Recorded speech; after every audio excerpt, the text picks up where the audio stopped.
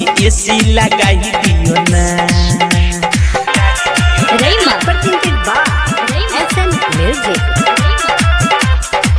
कमना कह देला फूफी के बेना चोली से छीले पसीना हो।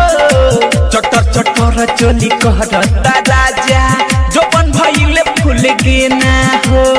ए राजा सुना ना आए हाय कमना कह देला फूफी के बेना चोली से छीले पसीना हो।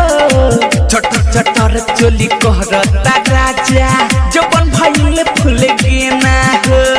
दुख मिटाई दियो ना पलम जी दुख मिटाई दियो ना। दुख मिटाई दियो ना पलम जी दुख मिटाई दियो ना। कि हमर दुनु जबन जाता सीजी बलम जी एसी लगाई दियो ना। कि हमारा चोली में गरम बा बेसी बलम जी एसी लगाई दियो ना। DJ Sumit Satish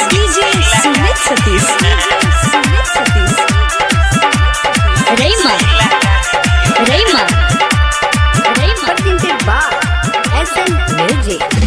Ajay Chandeshwar राही रामा धारा हो जब लेना ये सिलायब हो। अग्नि में सुत के रतिया बिताइब सजिया पर सुते ना जायब हो।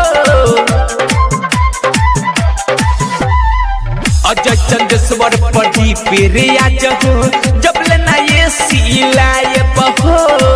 अग्नि में सुत के